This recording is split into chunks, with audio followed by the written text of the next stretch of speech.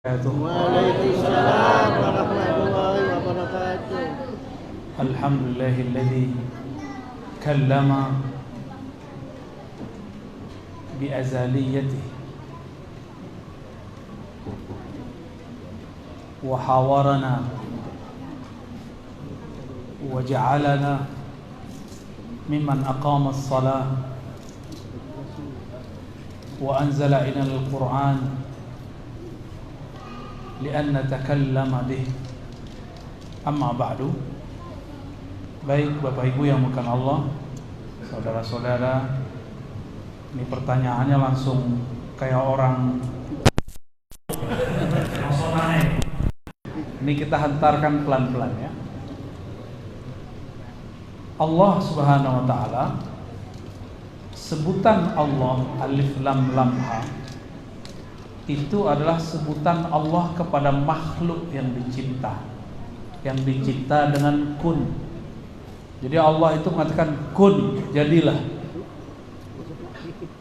Kita kalau berbicara sesuatu, memerintah, berarti kita punya kuasa dan kehendak. Maka Allah mengatakan kun dengan kuasanya kudrah dan kehendaknya iradah. Ini disebut dengan sifat ma'ani. Sifat apa? Ini yang dipelajari dalam sifat 20. Ini yang disebut dalam Al-Quran, innama amruhu idza arada syai'an ay yaqula lahu kun fayakun. Arada iradah. Allah kalau berkehendak cukup kata kun. Karena dia punya kudrah kekuasaan, maka kunnya berlaku. Kalau penguasa cukup pakai laksanakan semua. Jadi kun itu laksanakan, kira-kira begitu. Ya. Kun itu dua lafaz, dua huruf, kaf dan nun. Kaf dan nun. Bagi ulama ahli huruf seperti Imam Ibn Arabi Al-Buni, imam yang lain termasuk Imam Ghazali dan masyayikh yang saya talaqi kepada mereka, kun itu maknanya dua. Kaf pertama artinya kamal, kesempurnaan. Nun itu ada dua makna, nur dan yang kedua nar. Ini sudah pernah saya sampaikan di tempat lain. Kesempurnaan nurnya Allah, nur Muhammad sallallahu alaihi wasallam. Yang kedua kesempurnaan narnya Allah. Nar itu disebut izzahnya Allah Subhanahu wa ta'ala. Boleh juga disebut bayang-bayang dari nur Muhammad. Inilah yang sampai kepada wali-wali palsu. Dia merasa sudah wusul, sudah sampai jadi wali, padahal dia bukan wali Allah, dia wali syaitan. Kenapa? Yang dia alami bukan dari dasar nurnya Allah Subhanahu wa ta'ala. Kalau nurnya Allah turun ke kalbu, kalau sudah turun nur Allah dalam kalbu, maka muncullah satu kesadaran. Karena cahaya yang di kalbu itu akan menghantarkan kepada hembusan Allah bernama ruh. Jadi di kalbu pakai kun, tapi masuk lagi, dia tambah terang, maka dia tambah melihat asal usulnya dari mana. Bahwa jiwa manusia bukan pada kalbu, tapi dia berasal dari energi yang ada pada ruh. Ruh itu dari lafaz ra, waw, ha. Ruh, satu akar kata dengan rauh. La taqnatu min rauhillah. Jangan engkau putus asa dari rauh. Rauh itu kelapangan daripada rahmat Allah. Maka ruh itu artinya hembusan kasih sayang. Jadi apa yang Allah lafazkan ketika menghembuskan itu? Makna hembusannya kasih sayangnya. Lafaznya bisa berupa ruh, bisa berupa sin. Makanya ada yasin. Sin itu bunyi nafasnya. Oleh Ibnu Katsir ini disebut sebagai nama Rasul. Ya insan, insan kan nama Rasul di Quran. Ya. Yasin, kata Ibnu Katsir, Yasin bermakna ya insan. Insan di situ Nabi Muhammad sallallahu alaihi wasallam. Saya sampaikan itu kepada orang nggak paham-paham dia. Nggak ada tuh nama Muhammad di sini. Lah insan itu nama Nabi Muhammad sallallahu alaihi wasallam. Nggak paham, dia sudah bergelimang cahaya tapi dia tidak tahu itu cahaya. Seperti orang dia bersama wali, tapi dia tanya, mana walinya? Mana walinya? Inilah kejadian pada banyak orang yang hidup bersama kekasih Allah, tapi tertutup oleh kebiasaan-kebiasaannya. Ya, jadi apa yang Allah kalamkan, itu bisa ruh itu sendiri, kata rahmah. Karena Allah mengatakan, Inna rahmati sabaqat ghadabi. Rahmatku melewati, mengalahkan murkaku. Maka takdir itu ada dua, Pak. Ada takdir kun di Lauh Mahfuz, ada takdir rahmah. Itu ayatnya. In rahmatnya Allah ghalabat ghadabi. Hadis qudsi juga ada begitu. Mengalahkan murkaku. Seharusnya jika ada yang membunuh 99 orang, yang ke-100-nya ulama yang dia bunuh, itu mati su'ul khotimah. Tapi karena dia sedang mencari rahmat Allah, maka Allah selamatkan dia. Belum sempat tobat, dia wafat.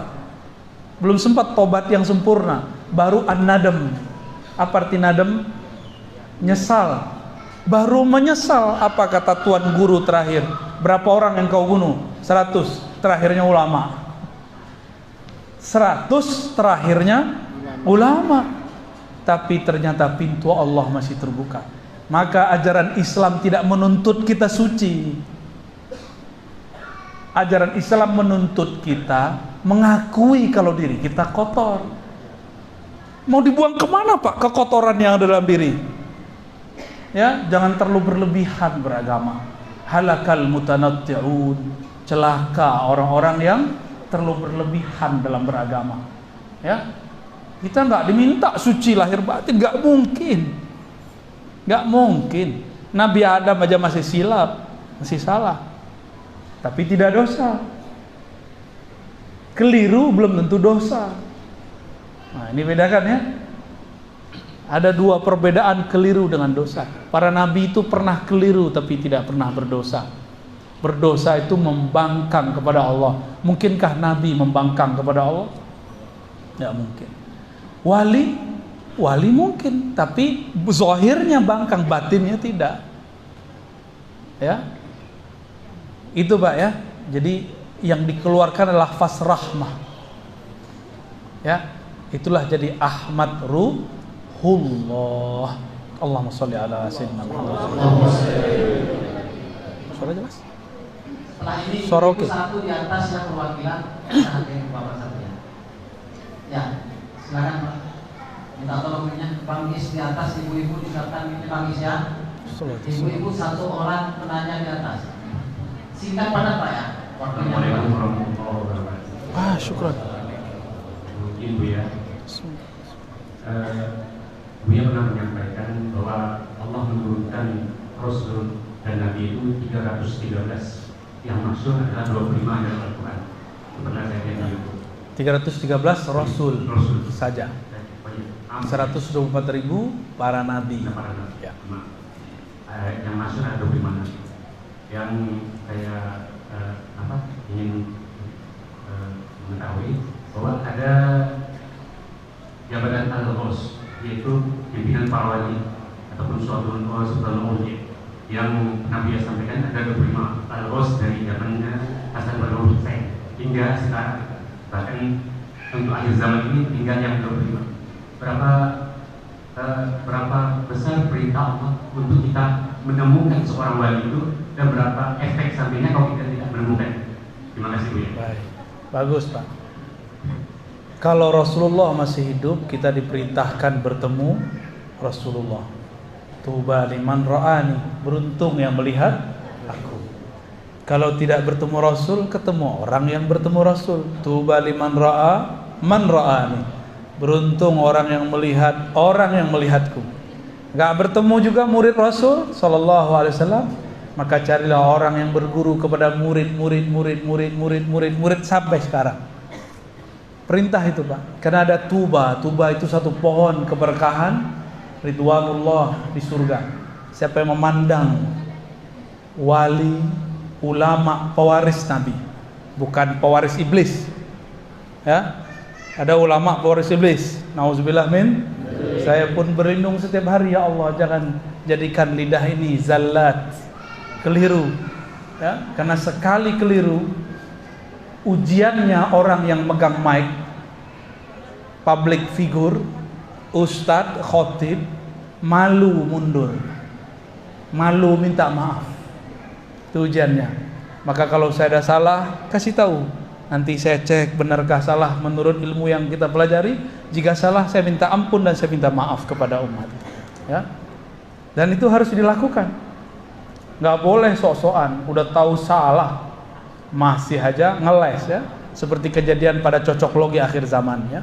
Nggak ada dia minta maaf. Udah bikin rusuh umat karena hadis dukhon, nggak ada mereka minta maaf. Malah bikin rusuh baru. Mari beli pangan. Akhirnya orang pada beli beras di mana-mana, habis beras.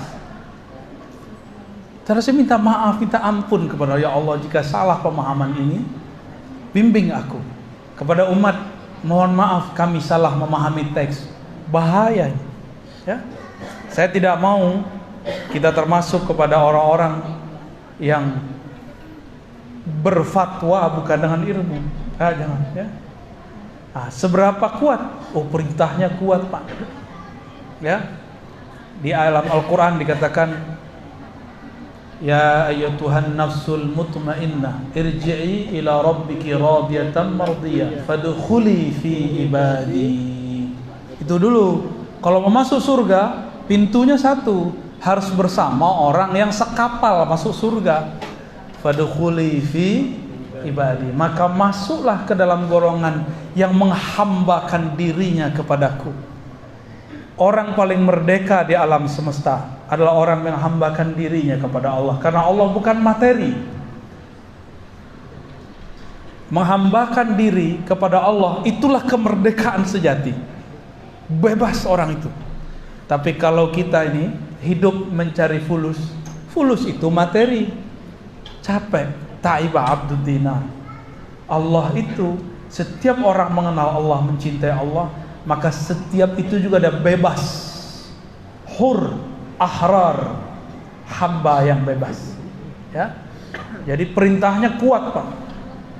Perintahnya kuat, nggak boleh sendiri-sendiri. Ini larangan mafhum mukhalafahnya, pemahaman di balik ayat ini. Jangan sendiri-sendiri, jangan berpecah belah, jangan berpisah dari majelis para aulia, para ulama-ulama yang bersanad kepada Rasulullah sallallahu alaihi wasallam. Maka ciri-ciri musuh akhir zaman, mereka yang suka memecah belah. Ada majelis, dia buat majelis baru lagi.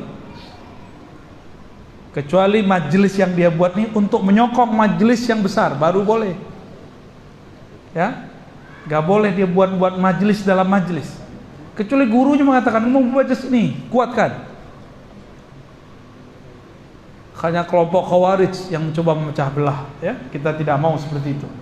Jika ini terjadi di tarekat, di pergerakan, maka pastikan itu orang yang memecah belah, di dalamnya ada nar, bukan nur. Ya, hati-hati. Baik, gitu Pak ya. Ini baru satu ayat kita pakai, ayatnya banyak lagi. Ya. Wallahu a'lam bishawab. Silakan ibu-ibu. Ya, satu, Bang Is di atas ya.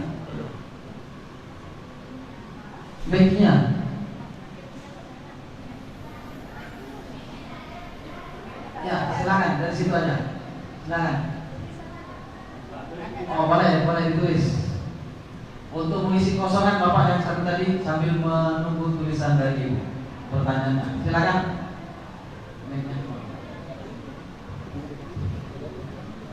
Assalamualaikum warahmatullahi wabarakatuh. Tekankan Pak. Izin Bu ya.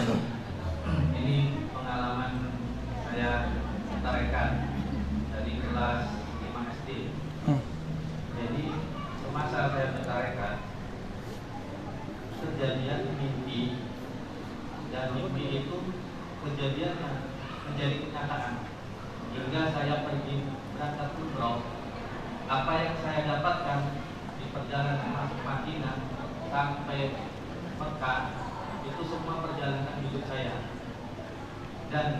saya pertanyakan, Bu ya,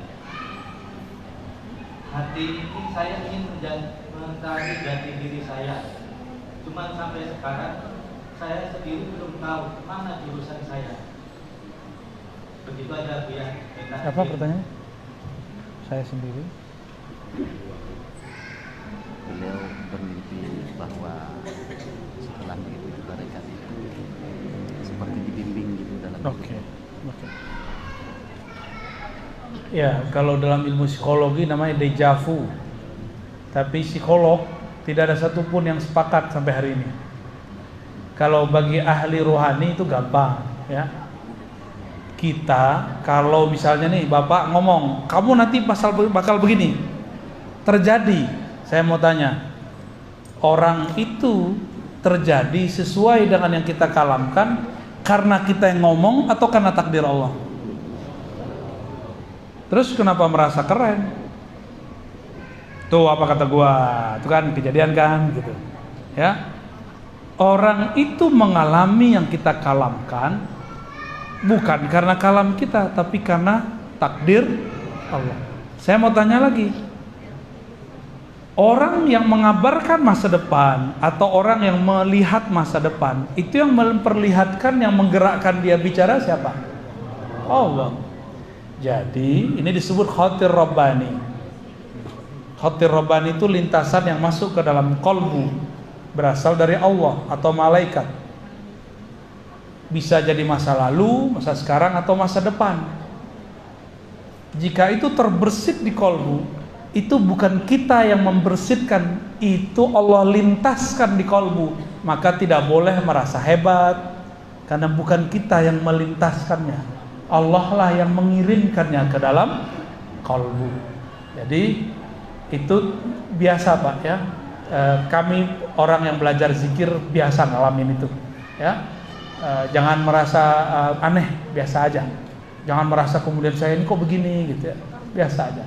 Amalkan zikir tarekat yang sudah dipelajari dari guru-guru, lalu tambahkan kajian ma'rifatullah. Jangan hanya berhenti di wiridan, harus belajar kajian ma'rifatullah. Insya Allah akan lebih upgrade. Torikot sekarang kebanyakan berhenti di wirid, riyadhah, puasa. Yang naik cuma Islam dan iman, ihsannya nggak pernah naik. Ihsan itu anta'budallah ka'annaka tarah. Engkau ibadah seakan memandangnya, dan itu hanya bisa dengan ma'rifatullah, mengenal Allah. Ya, wallahu a'lam bis-shawab. Satu lagi pertanyaan dari ibu-ibu Bu ya. Ya, nanti habis ini. Seorang suami di zaman Rasul melarang istrinya, dan itu kalau istrinya patuh masuk surga. Tapi pertanyaannya dari ibu ini bahwa bagaimana hukumnya ketika suami-suami masa sekarang melarang istrinya ikut majelis taklim? Suami yang mana tuh? Sini berdiri, suaminya yang mana? Hah? Kalau ente orang alim nggak apa-apa ya. Kalau ente orang kiai, ustadz, larang bini boleh. Bisa didik lama di rumah.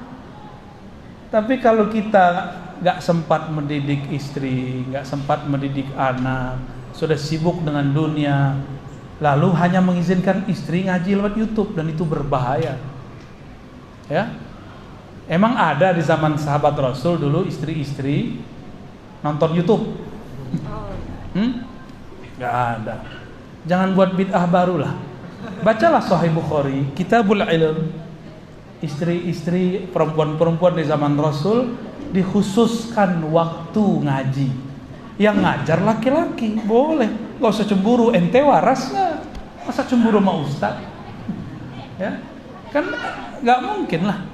Di zaman itu nggak ada pakai hijab. Nggak ada pakai hijab di zaman itu. Diizinkan. Rasulullah bahkan ketika walimah, orang-orang walimah resepsi, itu datang yang nyambut perempuan. Nggak ada pembatasan. Itu baru sekarang-sekarang aja kita yang saklek. Boleh sih boleh, cuma jangan saklek lah beragama itu. Ya. Yang penting tidak ikhtilat yang batil. Ikhtilat itu dua, ada yang batil, ada yang jaiz, mubah. Ada ikhtilat campur baur yang boleh, ada campur baur yang batil. Kalau itu sudah mulai buka aurat, bersentuhan, itu baru ya. Jadi pandang-pandanglah diri kalau tidak bisa mendidik. Kita bukan ulama, bukan guru, baru hijrah kemarin sore larang istri ngaji. Ya? Ini aneh. Ya. Saya aja udah gak sempat ngajar istri saya, Pak. Karena Bapak undang terus kan. Baru kemarin kesini diminta lagi. Ini udah datang lagi undangan baru. Tapi kita belum terima, Pak. Ya. Sudah gak ada waktu sama anak, sudah gak ada waktu sama pasangan. Itu saya loh Pak Ustadz, Pak. Ya. Terus antum basic umum, baru hijrah pakaian, belum hijrah otak, belum hijrah dada. Akhirnya dulu karakternya pemarah, sekarang bajunya sudah islami, di dalamnya masih pemarah. Sekarang marahnya pakai ayat. Hijrahkan dulu kolbunya, hijrahkan dulu jiwanya. Baru kita kemudian ngajar orang. Ya, kalau enggak tuh namanya nyiksa istri itu ya. Yang begitu-gitu ya ngomong aja sama mertuanya ya. Ngomong mertua, jangan diam-diam aja. Boleh itu. Saya nggak nyuruh cerai ya, nyuruh diperbaiki. Ya. Hijrahkan dulu jiwa kita, baru didik jiwa orang. Hijrahkan dulu isi otak ini, baru didik isi otak orang. Hijrahkan dulu ruh kita, baru kita bisa menghijrahkan ruhnya orang. Kalau baru dulu pakai celana pendek, sekarang pakai sarung, itu belum itu. Ya. Dulu celananya di mata kaki, sekarang jingkrang, itu belum. Itu baru penampilan. Ilmunya harus benar. Ilmu itu bukan di pakaian. Ilmu itu ada di kolbu. Allah simpan di kolbu. Dan kolbu kalau sudah berisi ilmu, nggak mungkin dia sombong. Dia pasti turun. Ini kok baru kemarin hijrah ada sombong aja. Udah berani nyalahin Ar-Razi kan? Baru kemarin tobat. Lah kalau saya nyalahin antum ya boleh, saya kan punya sertifikatnya. Allahu a'lam bishawab. Jangan marah Pak ya. Silakan Pak. Setelah ini dari Ibu satu lagi. Singkat padat. Assalamualaikum warahmatullahi wabarakatuh. Assalamualaikum. Izin Buya, sebenarnya malu mau bertanya ke Buya karena Buya menjelaskan baru pakai peci, hatinya belum malu sudah mau bertanya. Izin Buya bertanya Buya. Ini mungkin belum saya pahami, saya berguru juga Buya. Kami dari Kabupaten Sintang ya, jauh ya. 8 jam dari 8 jam. 8 jam ya. Masya Allah. Izin Buya bertanya Buya. Ada kalimat yang pernah saya dengar dari guru saya dan belum saya pahami seutuhnya Buya. Kenalah dirimu rata-rata maka kau akan kenal Allah yang nyata. Maksudnya gimana Buya? Kenalah dirimu. Kenalah dirimu rata-rata maka kau akan kenal Allah yang nyata. Masya Allah. Bahasa Arabnya A'rif nafsak ta'rif rabbak. Kenali dirimu maka engkau kenal Rabbmu. Gak usah diri yang batin, diri yang zahir. Saya mau tanya nih, Bapak kan punya kumis. Ya. Itu Bapak yang numbuhin tuh siapa? Beneran. Ya. Kumis manjang. Manjang enggak? Ini manjang enggak? Manjang? Hah? Manjang kan nih? Enggak ya? Siapa yang atur? Kita yang atur atau Allah? Tuh, baru satu rambut sudah kenal Allah. Allah yang menumbuhkan kumis. Namanya Al-Muhyi. Allah yang maha menghidupkan, munbit, menumbuhkan. Ya, itu baru satu. Tambah ke dalam, tambah semua, tambah kenal. Ternyata tidak ada peran kita sama sekali.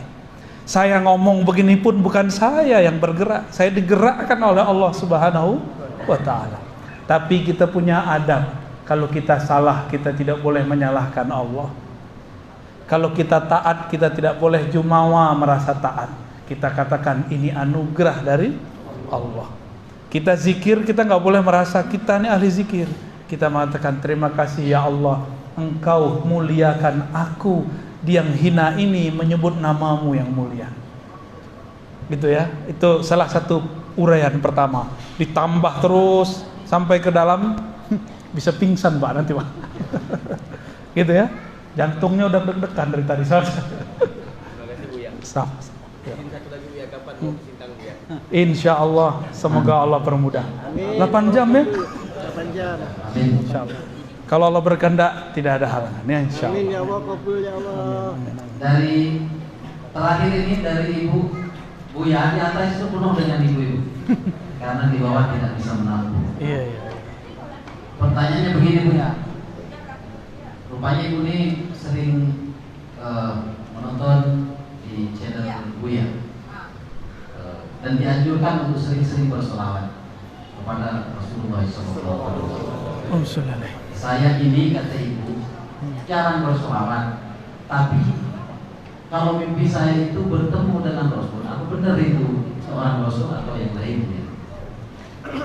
Iya, Nabi mengatakan la tabqa minal mubasyarat, tidak tersisa daripada kabar gembira di akhir zaman illa ar-ru'ya as-salihah. Hadis Bukhari, hadis Muslim, At-Tirmidzi dan lainnya.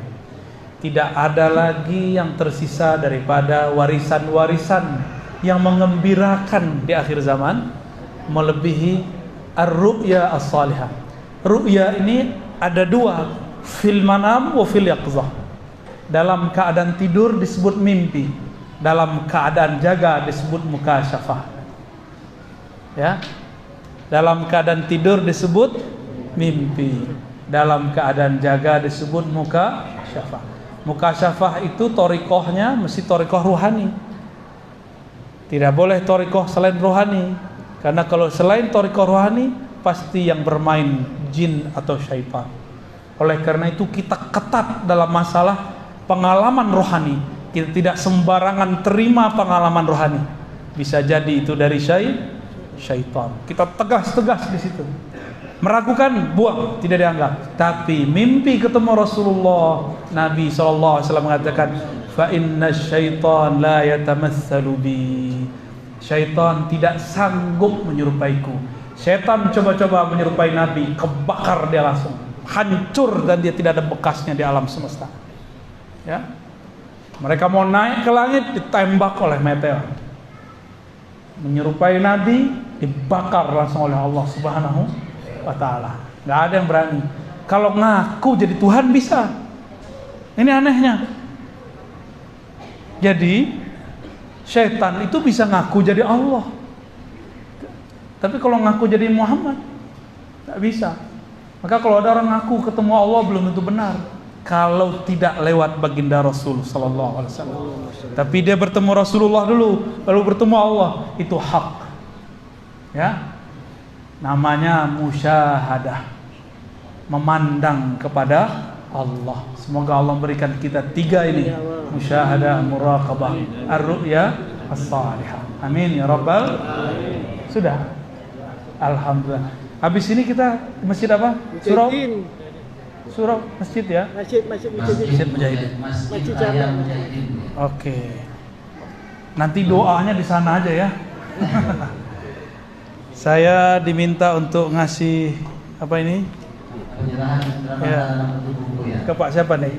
Kepada Pak Zainal Abidin disilakan Pak Sebelumnya saya sampaikan assalamualaikum warahmatullahi wabarakatuh.